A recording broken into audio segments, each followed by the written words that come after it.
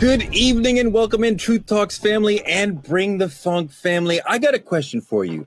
You know how a lot of older Black people are like afraid to go to the doctor, and you tell them they got to go to the doctor, but they say things like, but Tuskegee, but the way we've been screwed by doctors as Black people forever. That sense that we are not going to be trusted when we go into the hospital is deep within our community. And it makes a lot of us not want to go to the doctor. And it creates very deep health problems for our entire community. I want to dig into all of that with the Truth Talks All-Stars today. Plus, Wendy Williams' husband comes through with a lawsuit that is attacking everybody. He's trying to get her out. Let's find out what's going on. Hey, it's Truth Talks. Let's go.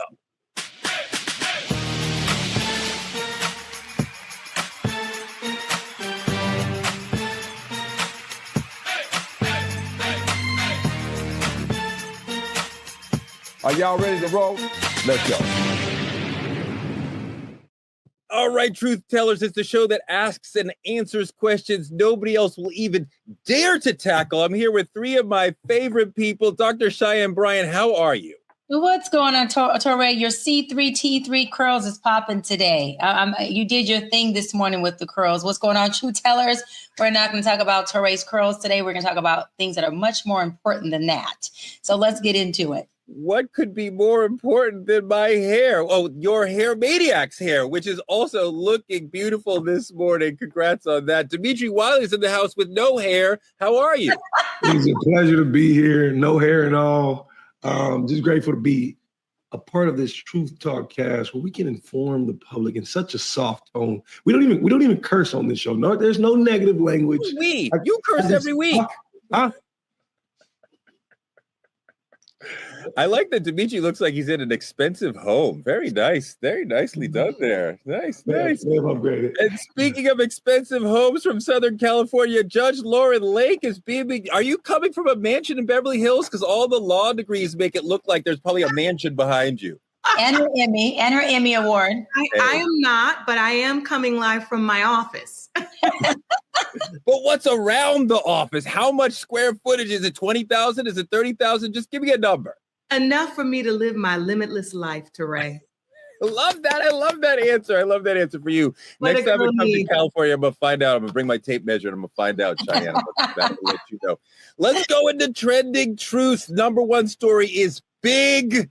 The icon, the former talk show host, a friend of this show, Truth Talks, Wendy Williams, one of the greatest broadcasters of her generation, is at the center of a bombshell guardianship lawsuit. Her ex-husband, Kevin Hunter, filed a $250 million federal complaint against her court-appointed guardian, the judge in her case, Wells Fargo, her assisted living facility, multiple advisors. I think Dr. Cheyenne Bryan has mentioned this. Maybe she's trying to free Wendy once and for all. She's not really talking about Dr. B. I mean, he's firing at everybody to try to save Wendy.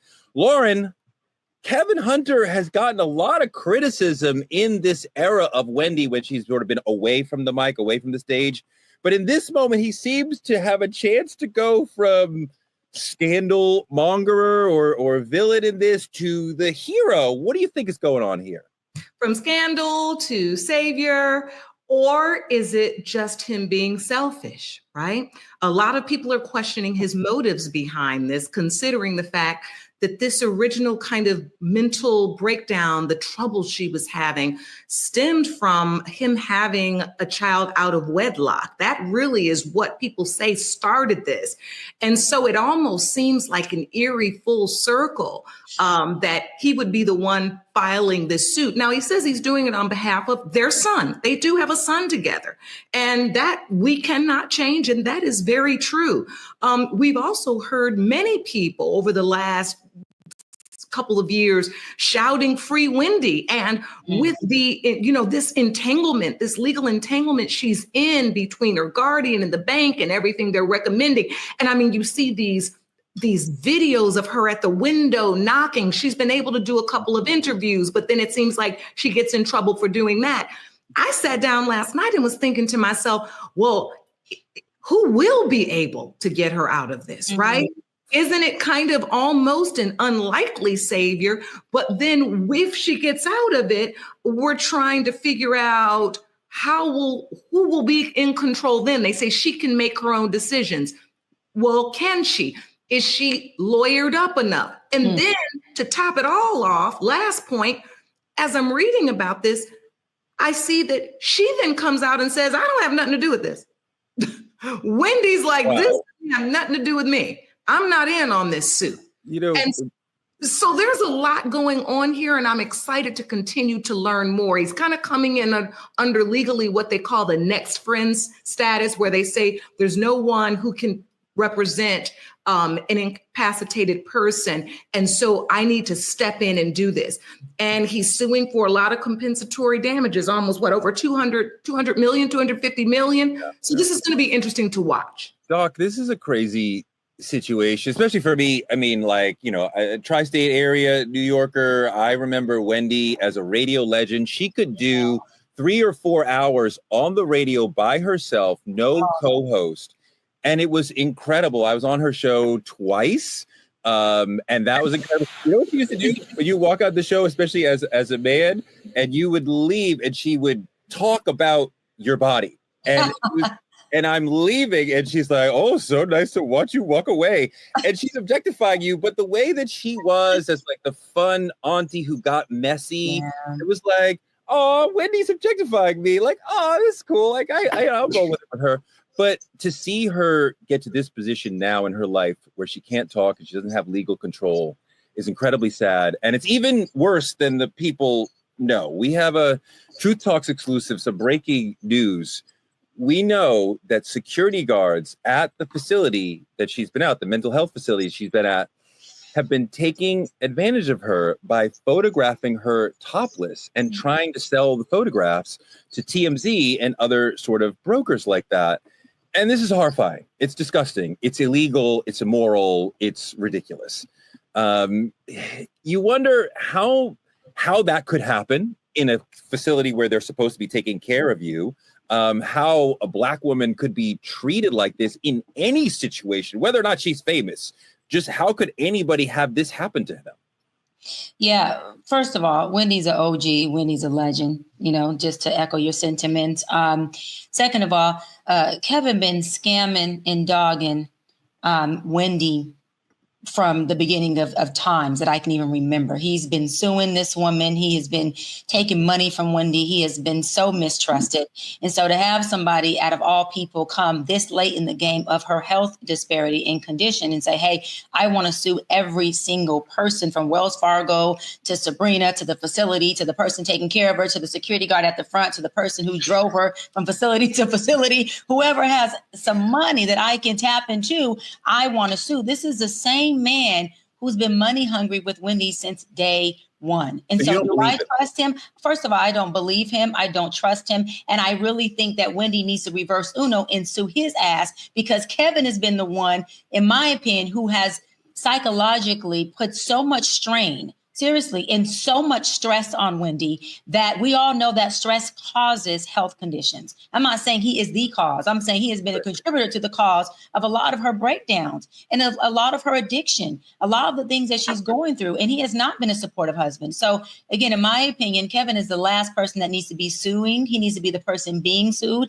And I really, really hope that they don't allow him to get away with this, because we know that one thing for sure, he is going to have his hands all in the cookie jar. If any of these lawsuits go through, Kevin is going to benefit more than anybody when it comes to the financial, monetary space of it. And he's not going to lend one hand, as he hasn't, to the medical care and the care of Wendy. He's just not. He can care less. It's a really smart point that he's not doing this to save her because he cares about her. He's doing this to save her because this is where the money is now. Before, the money was in her being on stage and on the mic. Now the money is in suing other people to rescue her. And I hadn't... Let me be clear, Torrey, hold on. He's not trying to save her at all. That's what I want to make sure my point is. There is no saving of her. This is all a selfish act of, I see an opportunity where I can get money from a woman who is getting neglected healthcare wise, and through her health, her healthcare providers. And let me see how I can come in here and profit off of somebody's demise. A woman who not only was your wife, but this is a mother of your child. And you have no problem being an opportunist with her at her demise. That is just sick. I think Demetri, I think she's absolutely right as far as the motivation that she's seeing in Kevin. That fits the person we have seen throughout this Wendy saga. Demetri, what do you think? You know, the thing about it is I'm gonna have to play a little devil's advocate on this one. You know what I'm saying? Like, let's keep it honest. The question becomes, did she have more or less problems when Kevin wasn't the gatekeeper? You know what I'm saying? Like, I ain't saying he was perfect. I'm not saying the guy was perfect to no degree. I know he did his dirt. He had the baby situation. You know, relations and love and marriage and all those things can get very sticky sometimes. But like, she was sharp when he was in the picture. She was getting that bag. She was on TV every day. You know what I'm saying? I ain't saying the brother did the best thing, but he at least kept the wolves back. And I think that's something, you know, to acknowledge. I think that it's a lot of money on the table. I think at any time you mix a lot of money into anything, it can always look like you're trying to come up. 250,000, you know, 250 billion, half a billion is a fuck ton of money, a lot of money. There he is. There it is. There's I'm sorry. It slipped out, Tori. Not no more. But maybe Kevin ain't the hero we want, but maybe Kevin's the hero. Lauren, Demetri makes me think about how quite often our husband is the worst person in a woman's life. And she may not realize it, and it may not pop out every single day. But when you step back, you're like, you have been the one holding me back. You have been the one getting my way. Is this another example of that? You can't deny they built an empire together. That's undeniable. You can't deny that. And we used to hear countless stories about him kind of being that handler. And I don't mean in a criminal way. I'm talking about just the person that managed things, kept people at bay so that she could be the great entertainer that she is and she was and still is. So I do think there's something to be said. I also think having a child together, right? You create this empire. You want that empire to be passed down, or the fruits of it, to at least her one heir, which is her son. And so I think the argument that her son is still there, she would want her son to be taken care of. She loves her son despite whatever issues they may have been through. It's a very complicated situation. And look, as a person who has dealt with family issues for over the last 3 decades, to Demetri's point, they're complex, right? And sometimes the hero we need in a certain situation is not the hero we want. The problem is that if he gets her from this hurdle, right? If there's movement and we get her released from this, as he said, this bondage, this unlawful bondage that she's in, who protects her then? And does he have the same? I can see Dr. B saying, and I don't think so either. And that's where I think, Teray, your question is so, I don't know, it almost gets, it has me feeling sick in the pit of my stomach, because I look at a woman, and one of the most poignant things she said, as we saw her in moments of clarity over this past year, she says, it could happen to you. She said it on that documentary. Just know, to every woman out here, this could happen to you. And as a woman out here with one son, I align so much with Wendy in the years she's had in this business. I've worked on her show, been a guest on her show many times. It is scary. It is absolutely scary that in a moment of weakness, everything you work for can be taken away from you. Others can be controlling your destiny. And you say to yourself, okay, the only person I have potentially that's fighting to save me is my ex-husband. But as I said, I'm reading that she's saying I have nothing to do with that, and I don't want him involved in my affairs in that way. And so there's that.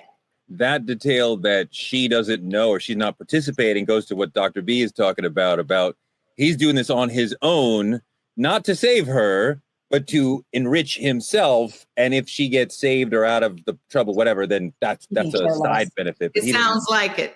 Yeah. So I want to move on to our politicking segment and bring in a friend of the show and an important person for this conversation, Gerald Griggs, president of the Georgia NAACP, great attorney. You've been on the show with us before, so you know the deal. For the first time in 116 years, the NAACP will not invite a sitting president to its national convention, which is July 12th to 16th, Demetri. It's in Charlotte. If you want to go, not far for you. I think it's actually a really good idea to go and see what's going on with the NAACP right now. The reason they say they're not inviting Trumpy, as if they have to give black people a reason, is because he's a threat to civil rights. Yeah, no kidding. Has the NAACP finally drawn the line, or are they a little late on this? Dr. B, I did feel like the NAACP has not been the strong stance, it's not taken the strong stance against Trump that I would want. Where are they? Yeah, welcome, Gerald, my NAACP brother, wherever he is. I'm president, as you know, of LA, San Pedro, Wilmington, Palos Verdes here for the past 12 years. It's been an honor to work with us. So welcome back to the show. We had an emergency meeting, National did. I'm not sure if you were on that call, where they prepped us and let us know that we are not inviting Big T to the cookout. He's not invited to the convention. And I love that you said, Touré, that we don't need a reason, because we don't. Black people don't. We just do what we do, and it is what it is, especially as the biggest civil rights organization in the world. But I don't think that NAACP is just finally drawing the line. We were created 116 years ago because we've been drawing lines, because we've been creating legislation, because we've been standing on the front line, because we've been standing vertical in who we are and what we believe, and not just for Black rights, but for human rights. We have pushed and gotten a lot of rights right for a lot of people that look like us and don't look like us. And that's one thing about our organization. I just feel like at this point, we have yet to have a president that is this overtly racist in your face, to where this man is literally dissipating and declining. He just took out Martin Luther King's statue from the main office of the Oval Office and put it somewhere else in the back office.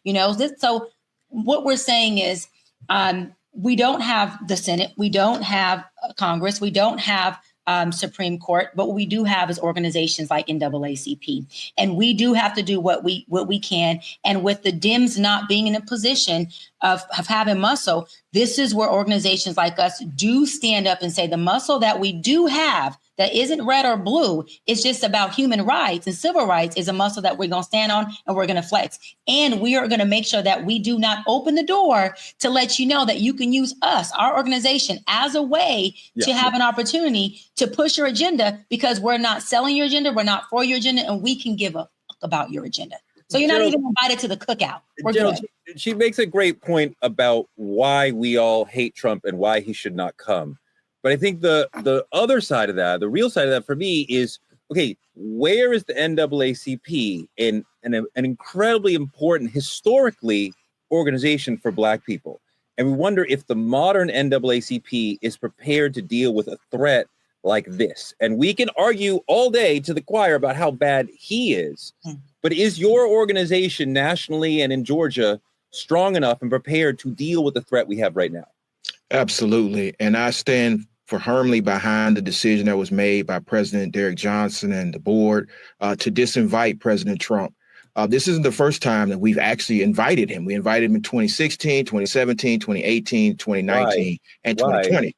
Well, because we want to make sure that we have a robust conversation with the White House.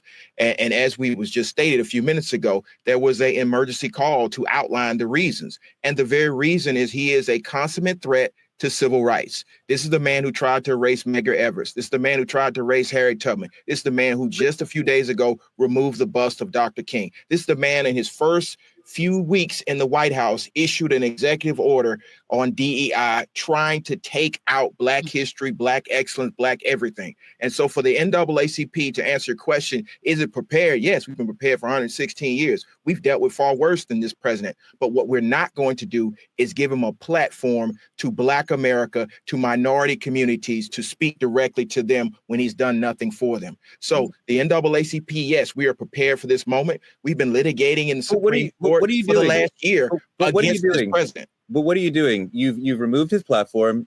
Great. You should, but he has a platform every day. What is the NAACP doing for Black people in the face of Trump, besides not giving him this platform? Well, we're litigating cases in the Supreme Court right now. In Georgia, we just won a Supreme Court case in the state of Georgia to remove the the Georgia Elections Commission's rules that were unconstitutional. We just won that about 2 weeks ago. So each and every state conference, each and every unit is fighting in their communities. At the national level, we're going to talk about that in a few minutes. They are suing in Memphis to prevent Elon Musk from continuing to pollute the community. We are suing on birthright citizenship. We are suing over and over and over again. And then we're marching, we're protesting, we're advocating on the local, state, and national level. So we're doing a lot. Many of those actions don't get the media coverage that Donald Trump does, but I would stand on this. The NAACP has been here before Donald Trump. The NAACP will be here after Donald Trump, and the Black community will be in a better place because of the decision we made to disinvite him. Come on, Gerald. Lauren, let's talk about the NAACP, because it's been same question. It's been an incredibly important historic organization. I'm wondering, are they able to deal with the tactics and the war that we have right now with Donald Trump? You know, my thought is this. I commend the statement, right? That means that, listen, you're not for us, so don't come be with us, basically. I do then have the follow-up question. If we now cut him off, right? Keep our protests going, all of our lawsuits, you're doing what you do. If we ever, do we feel like we'll never need to have his ear? Never have, is the reversing of that lack of access going to come back to bite us if and when we need it? If we need to get to the table to say, listen, we need to address something with you.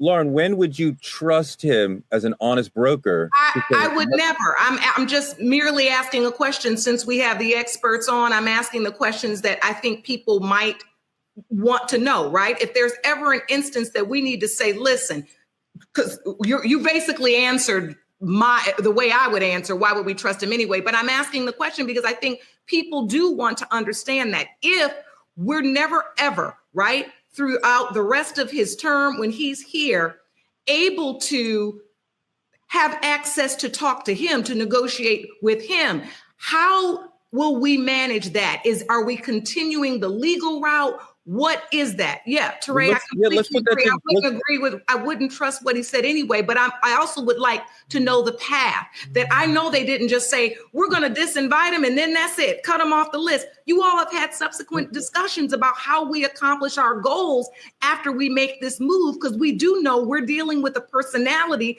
that as soon as we put on the table, I'm not invited, y'all don't like me no more. Okay, it's wipe your hands of that. Now it's going to be the fake news NAACP. I mean, we know how this goes. So all I'm asking is, what is the follow-up and how do we move forward? Gerald, it's a great question. Are you saying you'll never talk to him again? I mean, Lauren and I are like, you may need to talk to him, but we can't trust him anyway. So maybe we shouldn't ever talk to him. Like, is there a future posture? There's always a future posture. And I think the easiest way to bring him back to the negotiation table is litigation. You know, he has the bully pulpit, but he's only one of the three co-equal branches of government. So he does not have all power. We have direct communications and relationships with members in the House and the Senate. And of course, we always win at the Supreme Court level. So, you know, for him to say, oh, we're the fake news NAACP, okay, prove that. We have a track record of 116 years and you have a track record of how many lawsuits? How many times have you been caught with your own fake news? And so I think that the position the NAACP has taken is a historical, strong step to send a message to say no. This may be the first time in his life that he's heard the word no. And if he wants to come back and have a conversation with us, the courthouses are open 24/7 and the House of Congress is open. We have a lot of tools at our disposal. We've been doing it for 116 years, and we're prepared for this president, whichever route he goes. I think that Trump has heard no many times from the women who he forced himself on, but he just didn't listen to the no. But your faith in the court system and the Supreme Court in this moment is not shared by me. And we see a corrupt court system that seems to be making decisions that are shocking all of us. And even the Supreme Court seems to be not even in a reasonable state of mind. So I can't go forward with you. I'm like, well, we'll just handle him in the court. We'll see you in the court. We got the Supreme Court. Like that does not vibe with the newspapers that I'm reading. Well, see, that's why the newspaper don't understand how litigation works. And the main issue is if Thurgood Marshall put his confidence in not the court, but in the law to end segregation with a more conservative court. President Eisenhower was asked what his one mistake was, and he said he's sitting on the Supreme Court. The Earl Warren Court was the most conservative court, and it became the Civil Rights Court because of the litigation of the LDF and Thurgood and the NAACP. So it's not that we trust the justices, we trust the law, and the law is what it is. Donald Trump can write any executive order he wants, but we still have the 13th, 14th, and 15th Amendment. We still have the Civil Rights Acts. And so what we're saying is we are ready to litigate, and we know that we will win. Wow. Okay. I wish I shared your confidence that the justice system will do the things that they are supposed to do. And obviously, I wish you Godspeed, and I want you to win because your victory is my victory. I just don't share your confidence at this moment. But go out there and win and prove me wrong and come back on the show and tell me, look, we won here, here, and here. I would love to be wrong, especially on this issue. But I want to move on to our main topic because it's I want to give Dimitri one chance to get in this conversation actually before we move on to the main topic, because I do want to hear you. Because Dimitri, when it was Black Lives Matter in the forefront, I was like, I think their vibe, their tactics, their whole thing fits with your sort of vibe and your generation. I wonder if you feel like the NAACP is anachronistic for you and your generation, or are they still important in a world where BLM is here? I think still important for sure. I think it's about knowledge and knowing. I think the biggest takeaway for me is we miss out on the idea of how powerful hope is and how powerful this can provide hope to our generation. People without hope are essentially powerless or become powerless. And I know a lot of old heads going to be like, oh, we still have to be diplomatic, but diplomacy also needs dignity. And for my people, this is just hope for us, because every time a president get in, we always treat it like this is some press kit that they got to have. They got to have the NAACP speech. They got to have the black churches. They got to have the black, votes and all these things. But it's not always that case. So for us, I just see hope, and that's what I'm proud of. So it's a start. Gerald, love having you on the show. Same point to you. Do you look at Black Lives Matter and the way that they approached the problems that Black people have it was an entirely different approach to the Black community's problems than the NAACP has or has had. How do you feel about that? Do you guys learn from them? Do you grow from them? Do you say we're on a different plane than you guys? Do we learn from them? We're 116 years old. I'm sorry, Gerald. I'll tell you back in, brother. Do we learn from? Go ahead, babe. I'm sorry. Go ahead, Gerald. So in order to get to 116 years old, we've been marching, we've been protesting, we've been lifting things up. I think they learn from us. And I think for them to remain relevant, they have to retool. It's not always about being out in the streets, raising Cain. Sometimes you have to go inside. You have to have an inside and outside game. I think you don't survive 116 years without being able to adjust. And so we learned that sometimes you can burn yourself out. And so I appreciate BLM's energy. I want to know what happened to that $90 million. And I also want to know how the Black community has moved forward because of the efforts that they have.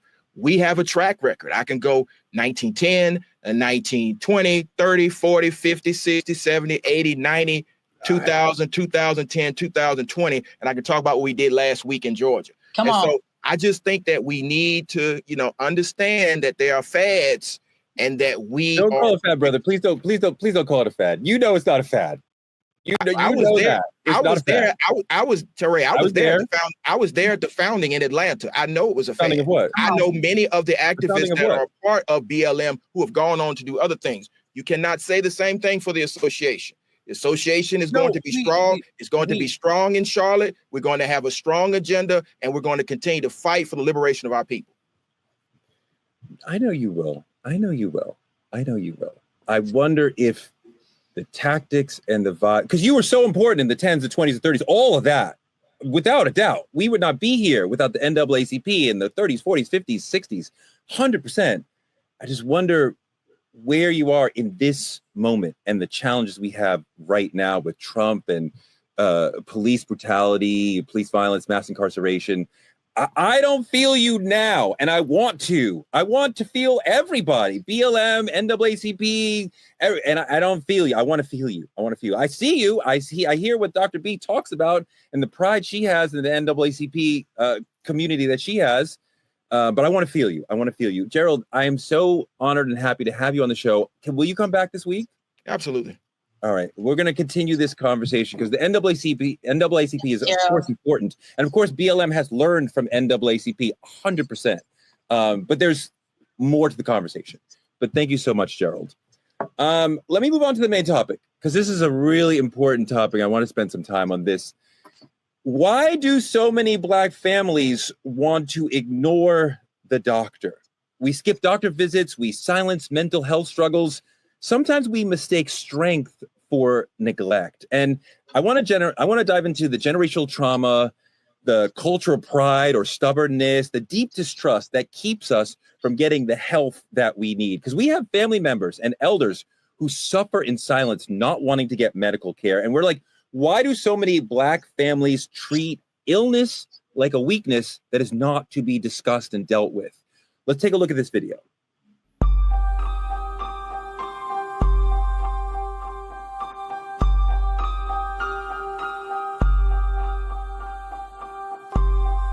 From education to employment, income to home ownership, African Americans endure a range of inequalities. But the gaps in health and wellness might be the most ominous of all these disparities. For too many of us, our primary health care comes in emergency rooms. Instead of preventive care, we're in catastrophic care. African American men who, at an alarming rate, have been diagnosed with prostate cancer. Health disparities between Black women and white women are well documented. Did you know that African Americans are almost twice as likely to have diabetes? I would have to say, just based off of the patient population that I've experienced, during my time here in Minnesota in my professional career, and even in residency, we as African Americans will present one for later stages for cancers, more malignant forms of hypertension, uncontrolled diabetes, overweight. There's also some resistance to the whole health culture. Mental health issues are real, and we have to understand that we can't pray away everything. Your health transfers over into other parts of your life. If you're sick, you can't go to work. So in terms of the economy, so it's kind of a ripple effect. That's so powerful and it's so real. Doc, we talk about the Tuskegee syphilis experiment among our communities. It's just a shorthand. We just say Tuskegee. And we know for many decades, they allowed these Black men to have untreated syphilis just to see what would happen. What an amazing dehumanization of them. And quite often when we go into the hospital, we are seen as less. There is an opinion in the medical community that Black people feel pain differently. Like we have higher pain thresholds than other people, which is bananas. And Serena Williams had an amazing conversation about that. So let's talk about this notion of we are distrustful of the medical community, Doc, but quite often there's good self-protective reason for that. 100%. We have healthcare racism. Let's not act like we don't, right? That is super systemic. When we're talking about systemic healthcare racism is real. We are overdiagnosed and we are underdiagnosed. We are underdiagnosed when it comes to dementia, when it comes to a lot of mental health issues, and we are overdiagnosed when it comes to ADHD and when it comes to depression and things of that sort. And we are over-medicated. Oftentimes, we are used as the guinea pigs after the medication is already created for treatment, but we are not used in the studies to create the medication. So when medication is developed for treatment, it's not developed for anyone Black or a white woman. It's developed for white and male, even the mental health industry.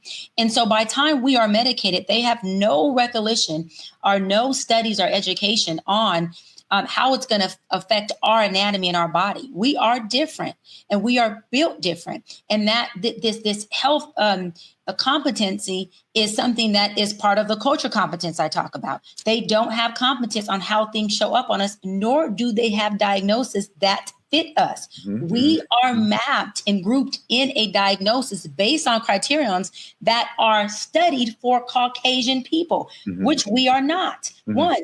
Two, when we talk about pain, right?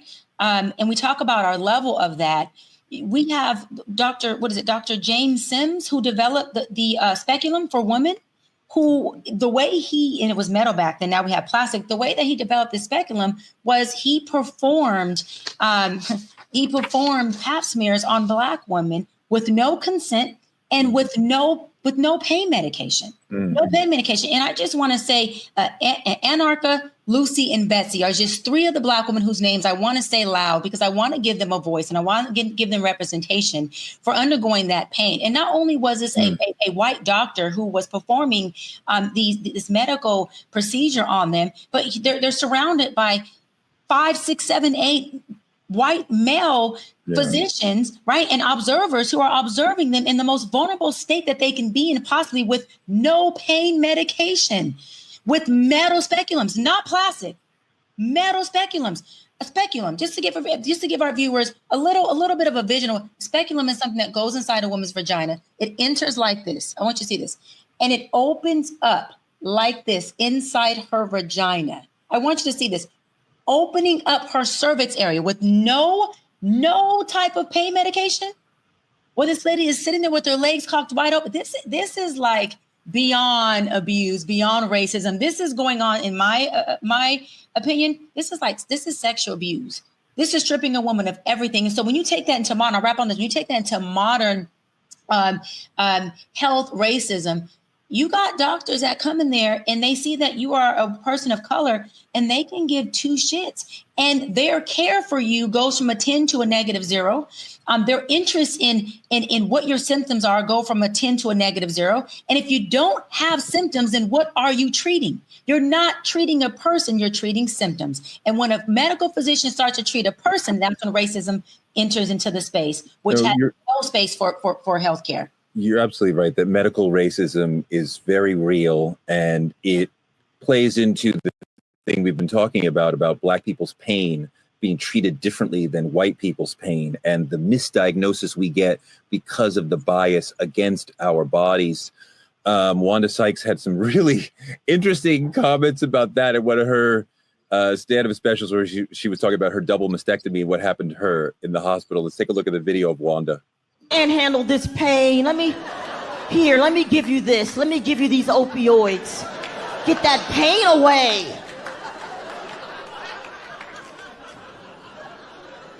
They don't give us the opioids. They're like, you can take it. Walk it off.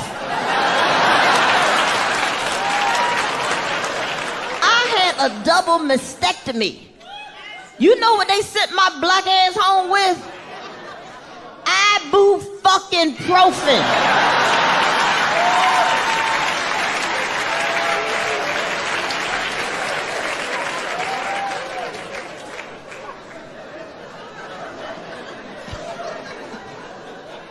Shit, to get some opioids, a Black person will have to show up in the emergency room holding their own head detached from the body. Excuse me, can I get some help out here? Dimitri, what's coming up for you? I don't know who draws these topics up, but they get me every time. I had an uncle who had a pain in his chest for about maybe 3 days. And for 3 days, he going around just whispering it to the family. He may have whispered to two of his closest friends, and that came out after the fact. But my uncle is no longer with us for that exact reason. My uncle died. That one pain, he saw it turned into a blocked artery, which eventually led to cardiac arrest, which is something, and I get it. I get the fact that obviously you look at the numbers and you see Black people die younger and everything. I get that they don't truly understand our pain. I get it. They don't truly care about our pain. And sometimes we ignore it, but sometimes we ignore ourselves a little too often as well. I think generationally, we've been taught that you got to be strong and you got to wear it like a shield and you got to do this and X, Y, Z. That so much to the fact that we can literally kill ourselves. Like my uncle taught me a lot, but my uncle also taught me that unintentionally, not trying to, in death. Like, and it's crazy to me because we sit and we suffer in silence, but like, why can't we live long enough to heal? I think that's the strength behind it all. And I think far too often we brushing this shit aside, and because a heart attack is not just what killed my uncle. It's not. It's cultural silence that killed my uncle. And, you're right that the cultural silence and the pride that typically exists in Black men and also in Black women, but the stoicism, especially of Black men, where we're not supposed to share our pain. We're not supposed to admit that something is bothering us. And that goes exactly to the sort of message that your uncle had been getting about, like, don't be a burden to other people, suck it up, it'll go away. And it didn't. And that, I mean, the implications were the silence led to his death. Mm-hmm. Yeah. Yeah, this is so powerful. And it makes me think about always in my world, I go back to the historical connection to this thought process, right? We were not allowed sick days on plantations. Being sick or sickly means our value would be decreased and we could be discarded easy. From a people trying to survive, we often had different ways of handling our pain. And it wasn't to go tell someone, especially a white person, that we were in pain. We did it within our communities. We often had our herbal remedies that came from our ancient ancestors, those who came before us, and the way we doctored and healed ourselves before we ever came to this country. I think there's two things at work. I also will say this. I had an opportunity to visit the old slave mart in Charleston, South Carolina a few years ago, and it was so powerful to read the accounts of our ancestors who had been enslaved and sold. And one of the stories I will never forget is something that connects us to Black people today. The process of oiling ourselves up, right? You know, there's always a joke in the Black community. We always got to have our oil on. We got to be shining. And I never really knew that where that came from. I'm thinking because our parents valued us being moisturized. No, it was because back in the day when you were on that slave block, you didn't want to look sickly.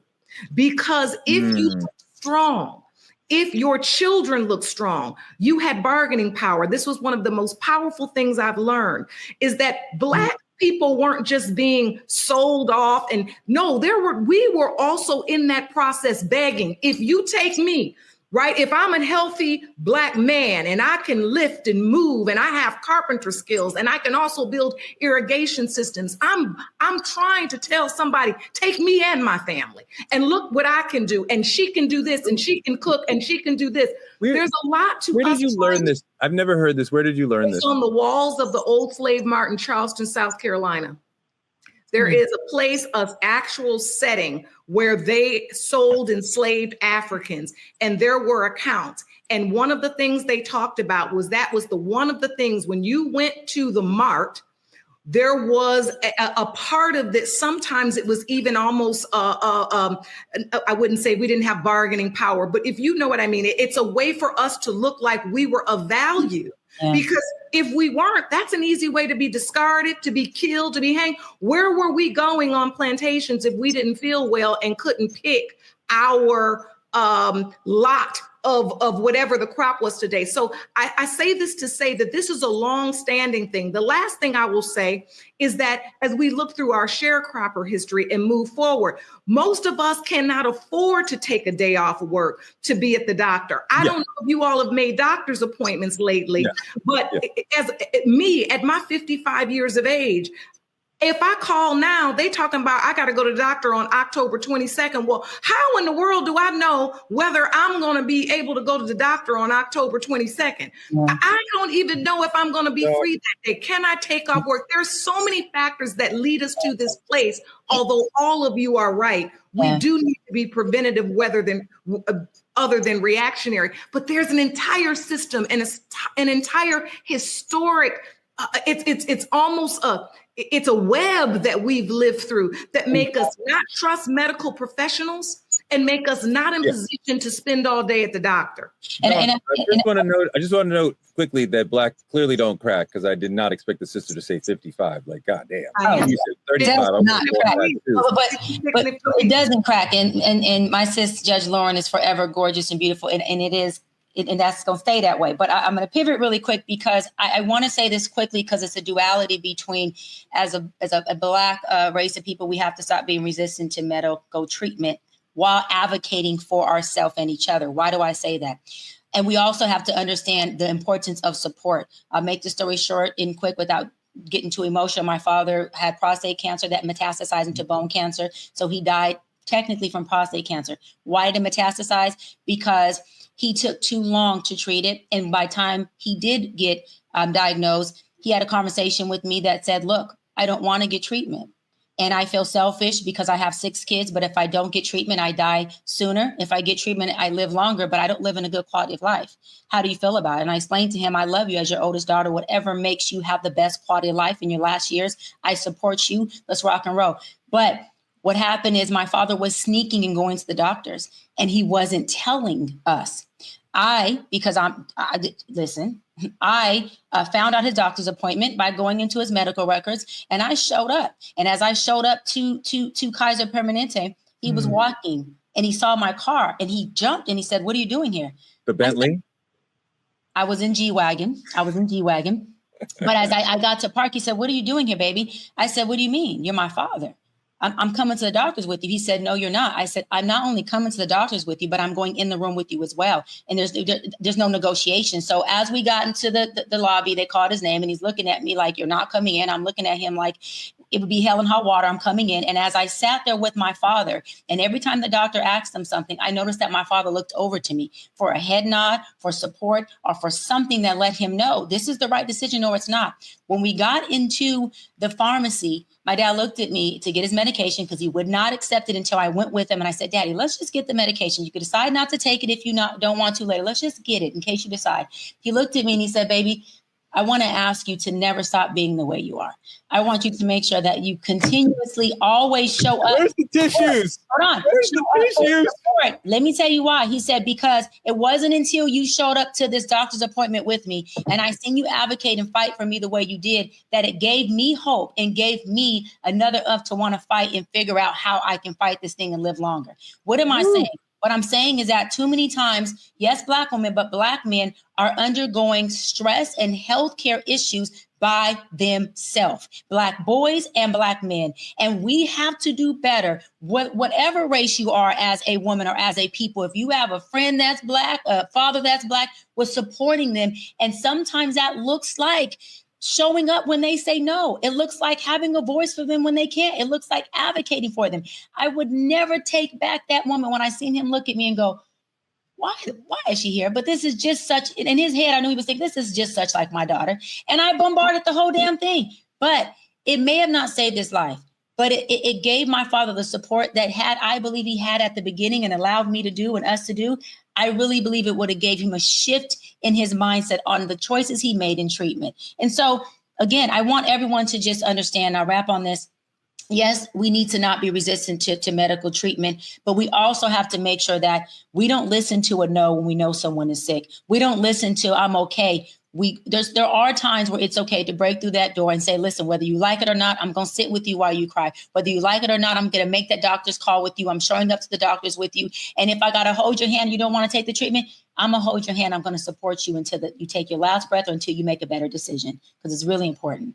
That was a really beautiful, powerful story. And I'm going to hold on to that as my mom continues to age and as the people around me continue to age, that sometimes we need to be an invasive force of love and presence of like you said, like, I'm going to sit with you whether you want it or not. I'm going to come to your like, that was really beautiful. I can see your dad like, "What are you doing here?" But then he like knows like, I kind of knew you'd show up eventually because I know how you are, shy. Like, that's beautiful. That's really beautiful. I really do need some tissues. Dimitri, go get me some tissues. I want to make you guys cry even more with this tragic story of this sister, Adriana Smith, a young pregnant sister who was declared brain dead back in February. But because of Georgia's abortion laws, where they can't end the pregnancy, they had to keep her alive for months before they could deliver the baby, who came out 1.5 pounds. It's a tragic story. Get more Kleenex. Get the whole box. Let's run this video. April, thank you so much for taking the time to speak with us today. I want to ask first, how are you doing? I'm doing as well as possible. It's a very, very tough situation for me and my family. It's just unbelievable, and we have a lot of emotions. So it's a lot. Yeah. It's a lot. You had some new information. We had a new addition to the family come just last week. Adriana's son was born. Yes. Chance was born by emergency C-section on Friday about 4:41 a.m. And he's fighting. He's in the NIC unit. He's about 1 pound, 13 ounces. And he's expected to be okay. He's just fighting. Yeah. We just want prayers for him. Yeah. Just keep praying for him. He's here now. That was the mother of the sister who passed away. So the grandmother of this 1.5 pound baby is, Dimitri knows the baby's supposed to be around 7-8 pounds. So that is a teeny tiny freebie. They say that the baby, the boy, should pull through, but God only knows what's going to happen to him coming out so early, coming out so small. He's missed really important moments of development. And of course, he's missing his mother.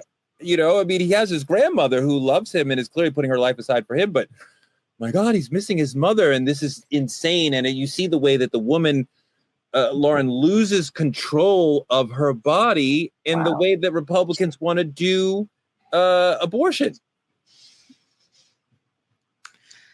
Are you coming to me? I'm sorry. Yes, I'm still trying to get my tears back. Doc worked me up. I was trying to hold it back. Then the story came on. I'm like, Lauren, pull it together now. Take deep breaths. This is a very difficult case because this beautiful baby is here fighting for its life. And now this family, right, is mourning the loss of their daughter, but now trying to figure out how to best take care of this baby. As I have researched, I don't see where the medical fund that was provided by the state, where is it? Is it there? And any of us who have been through medical issues with family members or with ourselves know how absolutely positively financially it's the destruction is just, people don't understand.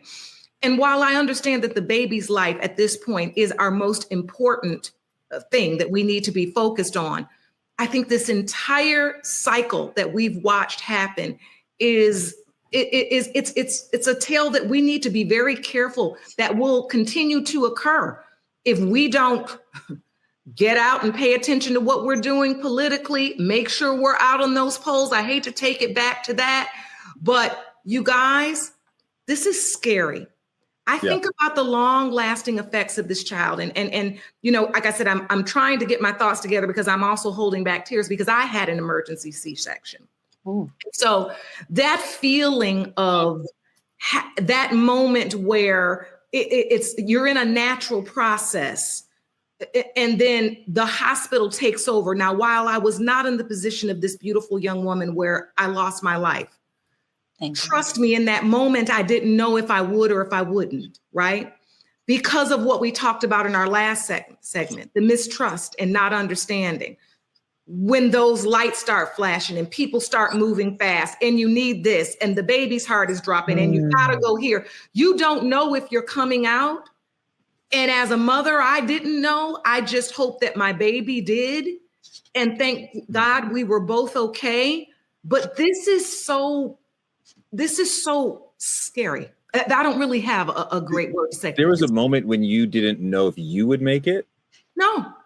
I didn't know because of, as we talked about in the last segment, when the machine takes over, and trust, I don't want to demonize the medical profession because they're amazing doctors, but there's a moment, if you've ever been in the hospital for anything, and I had never been a person that ever stayed in the hospital overnight for anything. I've never even broken an arm or a leg. So me giving birth to my son was my very first experience in the hospital.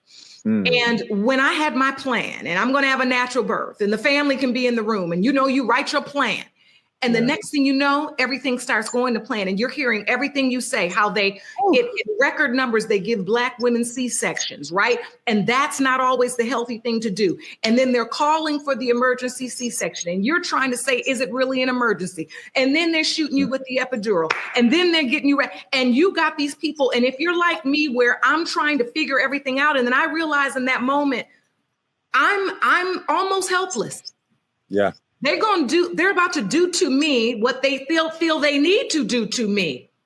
Yeah. And it is fearful. It is scary as hell. And everybody's putting on the bonnets. And my husband, CJ's dad, is getting dressed, and my dad runs out, and he's too scared. Oh God. And you don't know if you're coming out. Yeah. And I think people don't really understand that as women, especially as Black women. Because a lot of times where we're giving birth or where we are, not everyone there looks like us or maybe values us. You don't know. You don't know. We see here Black women, pregnancy-related deaths, way off the charts. White women, 13 per 100,000. Black women, 40. I mean, And can I just say this one last point? Because I want to bookend it with something, because I think it's important. Because of that, that's why for me, often we don't want to stay in the hospital. And that's also sometimes contrary to our health needs. And we need to be cognizant of that. And I would love to do more shows on medical advocacy, because when I had that C-section, the rule was when you could walk around the hospital unit pushing your baby, you could be released. Right. I did that within 36 hours after I gave birth, because I wanted to leave. Wow. Right. Now, I don't know if that was contrary to my health, but I'm just being very honest here. I wanted to leave. Lauren, because this is happening in Georgia and it's a legal issue, I want to bring back in Gerald Griggs, attorney, Georgia native, president of the NAACP in Georgia. So you're just speaking to this issue in so many different ways. I just wonder what this story brings up for you. This sister who's forced by their abortion law to have a 1-pound baby, the neurological and physical issues that this baby will have through its childhood, God only knows. It's a horrendous story for the family, but it's also extremely frightening. And it's not only happening to this family. Absolutely. And this is the third African-American female in the last year that we've heard about this. Amber Thurman, Candy Miller, and now Adriana Smith. And my heart goes out to her family to go through this type of horrific experience that could have been prevented. Georgia is one of the few states in the nation that has a draconian six-week abortion ban. And there's been litigation around that to stop this. And for the governor and the attorney general to tell the hospital that the abortion ban has nothing to do with this is the actual reason why the hospital kept her on life support, so they would not violate the law and be subject to criminal prosecution and civil sanctions.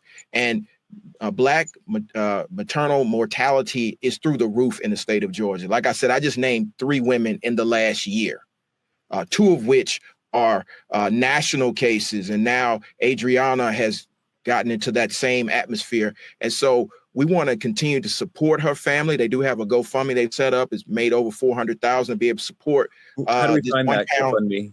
You said what? How do we find the GoFundMe? You just search Adriana Smith, and I'll give you the link on the internet. But this family is already incurring millions of dollars in medical bills, and this young baby who's now in the NIC unit, as somebody who has experienced a child being in the NIC unit, someone who's experienced an emergency C-section.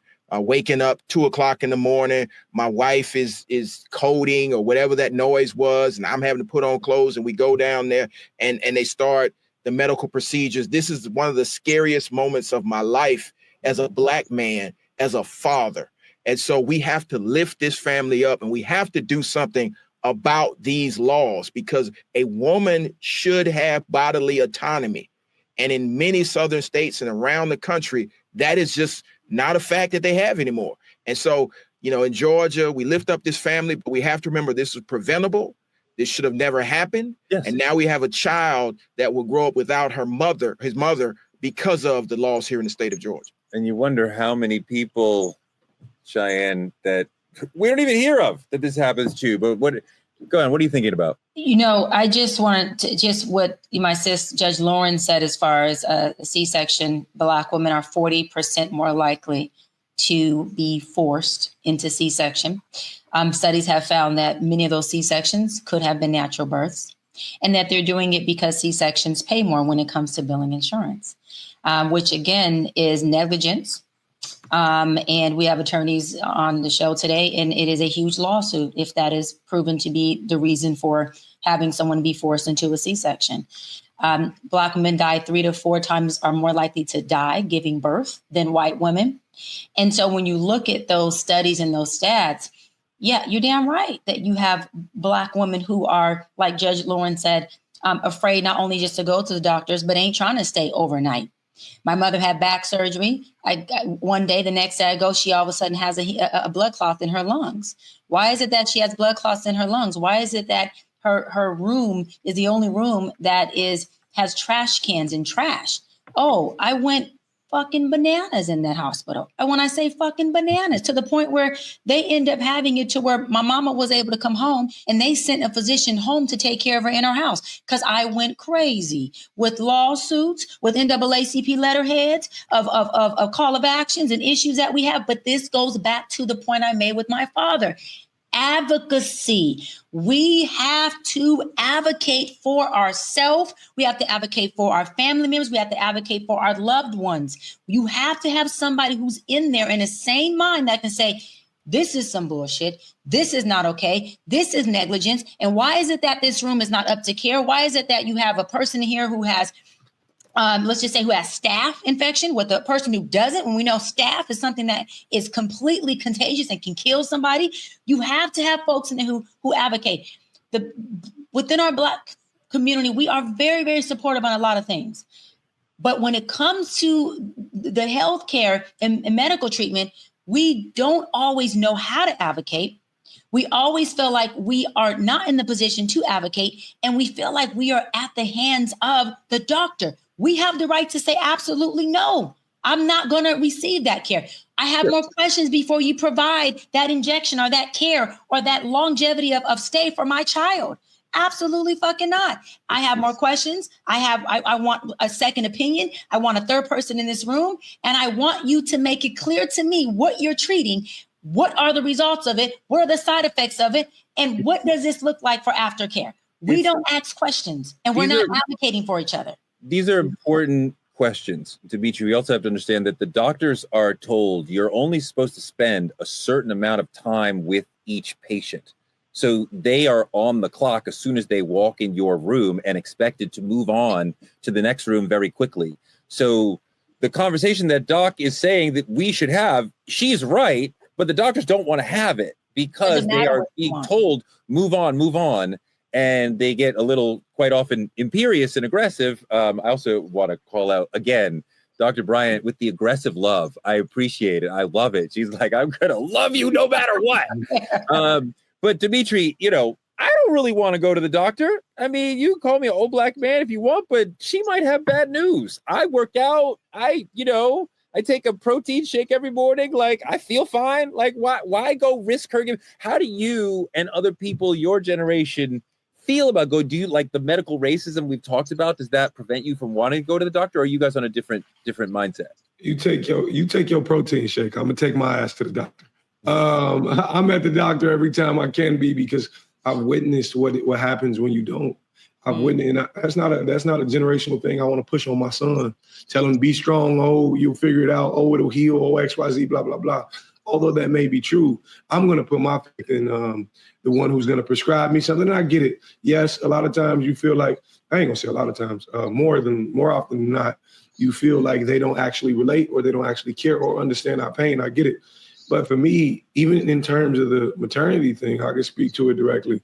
Like my generation is starting to push towards at-home pregnancies. There's this company called Pregnancy Pool where the husband get in there, the mother get in there, and we starting to feel like that's a lot safer than being in the hospital. Because this baby was 1 pound. My son came out 9 pounds. That's huge. That is huge. That is huge, baby. You know, and yeah, he's how big. tall are you? How you have a 9 pound baby? Huh? You not tall? How you have a 9 pound baby? Boy, you ain't seen me. I'm kind of, you know what I'm saying, like that. Seen him, Torrey. But ain't the seen thing him, about Torrey. it is, he came out at 9. This baby came out at 1. But Now, Dimitri, when my son was coming out feet first, he started to poop, and then he came out, and then he started to swallow the poop, right? And then the doctors dealt with that. And there's a beauty in the at-home pool delivery. But what if you have some complication like that? Because if the baby swallows the poop, that is a serious problem for the baby. There's all sorts of complications with the umbilical cord. There's all sorts of things that could happen. I would be afraid to give birth without a nurse or doctor. The thing about it is, with this company and these people, there are doctors on standby who actually participate in these pregnancies. So it's not like we just at home wilding. Like we ain't doing it out the tub. This is actual medical practices. It's just now in the center of your home. And I think, because my son came out with complications as well. For the first, I think maybe 3, 4, 5 minutes, my son wasn't breathing at all. So I literally watched someone walk in and have to demonstrate something on my son, who's purple at the time. You know what I'm saying? Until, and I remember looking out the window, and I'm looking out the window of the hospital room, and I say, dear God, if I've never asked you for anything, don't do this to her. Don't do this to the mother. I saw his mother. I saw the baby. I saw everybody in his room crying except for me. And it was like, that's what the hospital don't understand. That's what the hospital they don't understand. That human trauma you got to leave this hospital with. And for so many people, it wears on you for a lifetime. And I think for me, what people don't truly understand in this case, this is a law that is meant to protect. All laws are meant to protect. This woman died in slow motion because of a law that now turned her from a person to an incubator. Yes. Like, and I don't understand if people truly get how crazy this is. And the fact that it's happened before, the fact that we witnessed things like this, I just think, in my opinion, we got to, I know we can't trust them and the shit's difficult, but you got to do what's best for you. My heart goes out to the family, but this is a trauma they'll have to live with forever. And that baby is going to have to live without a mother. And knowing there's a lot of guilt attached to things like that. And I'm gonna end it there, but in that baby's sake, please, if you're around the family, check on the family, please throw the GoFundMe up. I want to support as well. But this is tough. Wait, Troy, I want to say something really quick to Dimitri. I want to tell you thank you. And I love you because you were the only person on here besides, of course, Judge Lauren as a woman who didn't make it all about the baby. Now, we know the baby matters, but you actually considered the mama. You actually said the trauma that it would have had on your child's mother. And one thing I hear women across the board, this is not a race thing, this is a woman thing, say that once they push that baby out, all care goes to the baby. There's women that go into shakes and shivers and things that happen with their body. And there's usually no one side by them to say, hold on, what is it that you need besides blankets and then being warm? So I want to tell you thank you because you made it. Yes, it's about the baby, but this woman just psychologically, physically went through an entire metamorphosis and has become a different woman within seconds. So thank you for acknowledging us women because it is definitely a hardship on us and the baby as well. So thank you for that. Sure. Right after she has the baby, she needs care and attention and rest as well. And entering the most busy moment of her life, the newborn baby. Lauren, last words on any quick legal advice for folks who are in a complicated situation with a doctor like the ones we're talking about? I think what you've heard Dr. B talk about is so important. If possible, please have someone by your side, someone there that can take. I am a big believer in writing notes. from your entire experience when you're going through any type of medical treatment. If someone can keep a running note of which doctor came in to see you, what they had to say, which questions you were asked, do not be afraid. They're online and they're talking about it all the time in different places. If you're going in for a certain situation, these are the questions you should ask. Don't be afraid to do a little research so you have questions that you want to ask. I know when my mother was in the hospital for her breast cancer, I can't tell you how many times tired doctors came in and started to examine the wrong breast.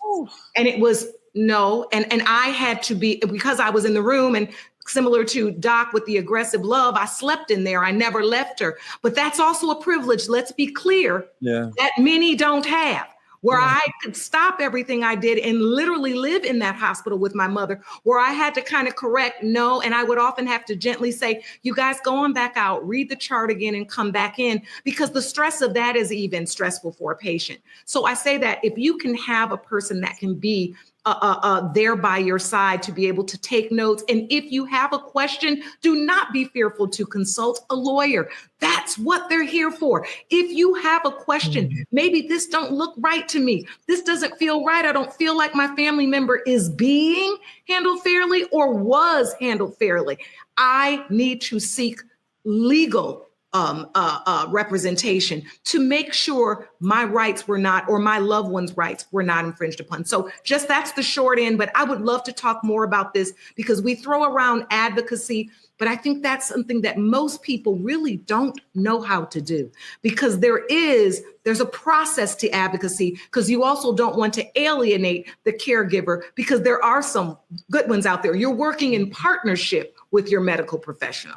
And that's another thing. I think that was really beautifully said and really important. And I think that in general, Black families are not ignoring medical needs out of neglect. No. We're responding to a healthcare system that has been historically ignoring us, that has been rejecting of us. We feel the medical racism when we enter the building, when we deal with the diagnosis, when we deal with the lack of care, and it hurts and it matters. And we talk about it to each other, and it develops a lack of distrust for the entire system. This is not about medicine, really. It's a system that doesn't trust us, that we don't trust, that mistreats us, and plays into a sort of generational trauma. Black health isn't broken because we're broken. There's nothing inherently wrong with us that's not explained by white supremacy. The system is broken because the system was never meant to serve us, to take care of us, to respect us. If we're going to heal, we have to stop normalizing pain. We have to stop being stoic and quiet about our pain, demand accountability, demand what the medical system was meant to provide for us, actual good care that we deserve, that we are paying for. Make an appointment, people. If something feels wrong, if you haven't been to the doctor in a minute, if you're over 50 years old, you should be seeing a doctor at least once a year. So please take care of yourselves. The doctors are here to take care of you. If you need to find a Black doctor, do that. Okay, that's our show for tonight. Thank you to our sponsor, Kleenex, because everybody made everybody cry tonight. Dimitri, Doc, Lauren, Gerald. Oh my God, you guys brought the noise and the funk today. Comment, subscribe, and like on our YouTube channel at Truth Talks-Live. Watch us simulcasting right here on the Black Star Network after Roland Martin Unfiltered every night at 8 p.m. You can support Black media at Cash App, Truth Talks Live. Visit truthtalkslive.com to advertise or become a VIP member. Tune in every night at 8 p.m. on the East Coast and the West Coast. Support us by advertising on our show. We have 10 million unique impressions on all our social platforms. So if you want to reach a lot of intelligent and engaged Black people, Truth Talks is the place to do that. Small business and influencers can partner with us by visiting truthtalkslive.com. Thank our supporters, Juanita Motti, Kyla Carr, and Benjamin Gomes for their weekly cash support. For the truth, for Truth Talks, you want to be in our credits, hit that Cash App and show us some love. We'll be back weeknights every night at 8 p.m. on the East Coast and the West Coast. So we are here for your Truth Talks family. We'll be here tomorrow night. Good night, y'all.